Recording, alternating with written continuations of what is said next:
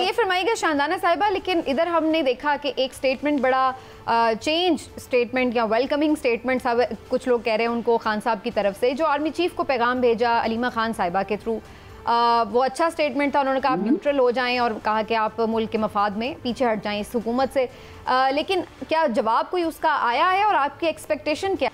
ये तो बहुत ही सिंपल बात है, क्योंकि जिस किस्म के जुल्म और बर्बरियत हो रही है, अगर नून पीपल और MQM वगैरह में हिम्मत है तो खुद इलेक्शन लड़ें, खुद हुकूमत चलाएं।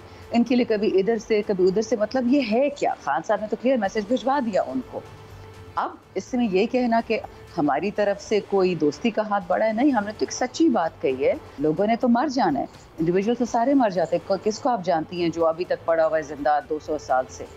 लेकिन आप अपनी लेगेसी तो ऐसे छोड़े ना कि कोई आपकी झूठी इज्जत तो करे अगर सच्ची इज्जत नहीं कर सकता। शानदाना साहब, ताकत के बल शानदाना साहब ये फरमाइएगा कि ये भी खबरें हैं इस्लामाबाद में कि इमरान खान साहब ने गैर मशरूत माफ़ी का भी कहा है कि जी आप छोड़ें इस बात को, मुझे गैर मशरूत माफ़ी दें और मामलात को हम आगे पॉजिटिव तरीके से लेके जाएं और मुल्क में अमन कायम करें। इस पे आप क्या कहेंगी? खान साहब ने माफ़ी मांगी कि किसी और ने माफ़ी मांगी है?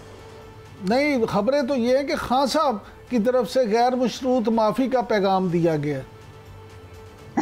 देखें, अगर खान साहब ने गैर मशरूत माफ़ी मांगनी होती थी, उनके लिए क्या मुश्किल काम था कि डॉक्टर आरिफ अलवी जाते जाते आउटगोइंग प्रेसिडेंट से कहते कि मुझे ब्लैंकेट पार्डन दे दें मेरे सारे जो झूठे मुझ पे केसेस हुए हैं। लेकिन उसमें ये मुसीबत थी कि खान साहब के क्रिमिनल होने का दावा हो सकता था। खान साहब उन्होंने वही अवेल ही नहीं किया।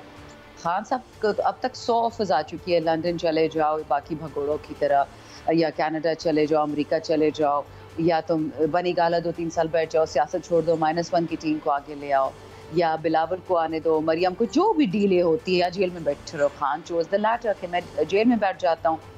अगर खान साहब ने माफ़ी मांगनी ही थी, अव्वल तो बताएं किस चीज़ की। खान साहब ने अलबत्ता ये ज़रूर कहा है जेल में कितनी दफ़ा मुलाकातों के बाद कि मैं माफ़ी देने को तैयार हूँ गैर मशरूत उन लोगों को जिन्होंने मुझ पर कातिलाना हमला किया, मुझ पर गोलियाँ बरसाईं, और जो फतह मक्का मॉडल है, जो नेल्सन मंडेला के साथ अफ्रीकन मॉडल है ट्रूथ एंड रिकन्सिलिएशन का, मैं वो करने को तैयार हूँ कि जिसने जो गुनाह किया है उसके इतराफ़ जुर्म करेगा और ये नेशन वाइड माफ़ी तलाफ़ी होगी। खान साहब माफ़ी देने को तैयार हैं। उनके वर्कर्स अभी भी नहीं है, मेरे कितने हल्के में लोग हैं जिनकी इन जालिमों ने टांगे कटवाई हैं, उनकी औरतों के साथ जुल्म किए हैं, वर्कर तो अभी भी तपा हुआ है। लेकिन खान साहब फॉर नेशनल इंटरेस्ट कह रहे कि मैं माफ़ी देने को तैयार हूँ। अच्छा शानदाना साहब, ये फिर इस तरह की डिसइंफॉर्मेशन क्यों फैलाई जाती है? कुछ अर्सा पहले कहा जा रहा था कि जी PTI में फॉरवर्ड ब्लॉक बन रहा है, और खुद आपका नाम भी उसमें शामिल था कि आप भी उस फॉरवर्ड ब्लॉक का हिस्सा हैं, आपको PTI से नहीं जी, मैं लीडर हूँ, जी जी जी जी हाँ जी, तो वो इस पे कुछ फरमाइए, क्या मामला क्या था? काश जी ऐसा होता कि मेरे पास 25 एमएनएज होते जो मुझसे एलिजेंस करते। मतलब गपशप उस हफ्ते बड़ी गपशप मुझ पे उड़ाई गई थी।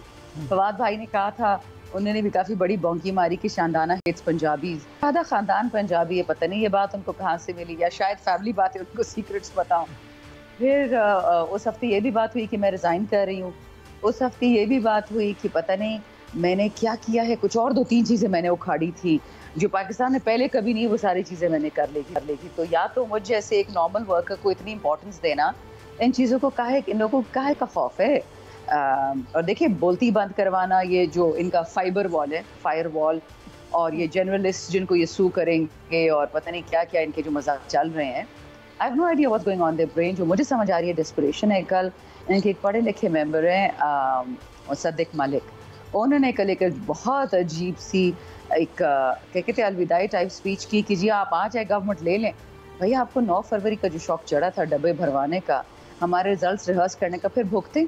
अभी तो आपको पता है पेट्रोल की जो प्राइसेस ऊपर जानी है, इनको लग पता जाना है कि शानदाना साहिबा, वैसे ये एक और चेंज जो आप लोगों की तरफ से अब स्टेटमेंट्स में नजर आया वो ये कि पहले आप लोग मैंडेट की वापसी का मुतालबा कर रहे थे, अब नए इलेक्शन की बात हो रही है, री इलेक्शन की बात हो रही है, तो ये आप यकसुर हो चुके हैं? जी नहीं, देखें, मैंडेट का तो हम हमेशा डिमांड करते रहेंगे, लेकिन क्योंकि माशाल्लाह हमारी अमेजिंग सुप्रीम कोर्ट ने इतना अमेजिंग डिसीजन दिया कि अब ट्रिब्यूनल्स उल्टा करके किराए के जजेस लेके लाए जाएंगे, रिटायर्ड जो 2-2 तनख्वाहें खींचेंगे, माशाल्लाह एक पेंशन भी लेंगे, एक तनख्वाह भी लेंगे। वैसे वाले जज पे किसको आप फिर नवाज शरीफ, बेनजीर, ये बाकियों के केसेस भी क्यों कराए कि जज ही लेके आते, फिर सुप्रीम कोर्ट उनमें क्यों बैठती है, इनमें भी बैठ जाए, मिलिट्री ट्रायल्स क्यों करे, उधर भी कराए कि जज ले जाएं। तो इसलिए हमने देख लिया कि लोगों ने 2 साल अपनी हुकूमत चलाने के चक्रों में ये फैसला ले लिया सुप्रीम कोर्ट से ट्रिब्यूनल्स को तोड़ने का और कराए के जजेस लाने का। तो इसलिए वे रियलाइज कि हमें नहीं मिलना, बस ठीक है नया फ्रेश इलेक्शन करवाएं फ्री एंड फेयर। और इस बात की क्या गारंटी होगी कि वो फ्री एंड फेयर होगा, क्योंकि अगर यही सारा सेटअप जो ऊपर मौजूद है वो रहता है, अब तो वैसे आप लोग चले गए supreme judicial council election commission के अगेंस्ट, लेकिन वो तो ज़ाहिर एक लंबा प्रोसेस है, उसमें जब तक उनको रिमूव किया जाता है या नहीं, तो फिर कैसे इसी के अंडर करना पड़े तो कैसे आप लोग एक्सेप्ट करेंगे?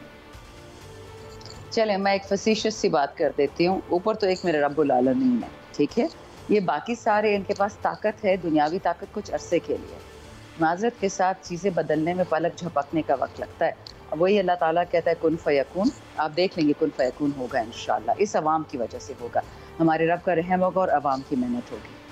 शानदाना साहब ये फरमाइएगा कि अभी आपने मुसद्दिक मलिक साहब का जिक्र किया कि कल उन्होंने बात की, तो उन्होंने तो कल ये कहा कि आप उलझाओ की सियासत ना करें, आप सुलझाओ की तरफ आएँ। वो आप तो उन्होंने तो ये इल्ज़ाम आयद किया कि आप हमेशा इंतशार की सियासत करते हैं, आप अगर पॉजिटिव बात करें तो हम आपको अपने साथ बिठाने को तैयार हैं। तो दूसरी तरफ खुर्शीद शाह साहब ने ये कहा कि अब अगर कौमी गवर्नमेंट आएगी, टेक्नोक्रेट्स आएगी, तो 3 महीने के लिए नहीं होगी, वो फिर लंबा होगी। तो ये सारी जो ये बातें हैं, इस पे आपका क्या रिएक्शन है? इनकी टेक्नोक्रेसी माशाल्लाह हमने देख लिया, सारे के सारे मैट्रिक फेल हैं। बड़ा आदमी पाकिस्तान बुलाया, पासपोर्ट छुड़वाया, उसको फाइनेंस मिनिस्टर बनाया, फिर जो उसने बजट डिलीवर किया, तो माशाल्लाह उनके टेक्नोक्रेट्स हमने सारे देख लिए, बेड़ा गर्क कर दिया मुल्क। पिछले 45-46 साल का जो एक्सपीरियंस है वो आप सब ने देख लिया, it is nothing, it is -0। अच्छा, रह गई बात कि इनके साथ बैठने की, इनके साथ हम क्यों बैठें? इनको तो फ़ायदा है हमारे इनके साथ बैठने से, इनको इज़्ज़त मिल जाएगी, इनको क्या कहते हैं वायबिलिटी मिल जाएगी, इनको लेजिटिमेसी मिल जाएगी। मुश्किल से 17 सीटें इन्हें जीती है पंजाब में और उसको उन्होंने पंजाब हुकूमत बना ली। मुश्किल से 40-45 सीटें उन्होंने जीती है नेशनल में, उन्होंने फेडरल गवर्नमेंट बना ली। शर्म तो इनको आनी चाहिए, पॉजिटिव काम तो इनको करने चाहिए। जो झूठे कसम खाई है कुरान पे, इन लोगों ने ओथ लिया है कॉन्स्टिट्यूशन पे, ये खुद शर्म से जाके बैठ जाए। फॉर्म 47 वाले, जो फॉर्म 45 वाली असली एमएनएज उनको आगे आने दें, खुद थोड़ा गैरत का ये लोग डिस्प्ले करें, सारा पाकिस्तान ठीक हो जाएगा। हमारे तो बेगुनाह बच्चे जेलों में सड़ रहे हैं, बेगुनाह खवातीन बच्चों जेलों में सड़ रही हैं, हम और क्या कॉम्प्रोमाइज़ कर सकते हैं? हमारा लीडर 18-18 घंटे उसके लिए जेल में उन्होंने अवन बना दिया होता है, उसके लिए तवे में उसको बिठाया हुआ है, लोड शेडिंग उसके लिए कर रहे होते हैं। खान का एक केस नहीं जो उनके खिलाफ सच्चा हो। आप मुझे बताएं, पॉजिटिविटी ये दिखाएंगे कि हम दिखाएंगे?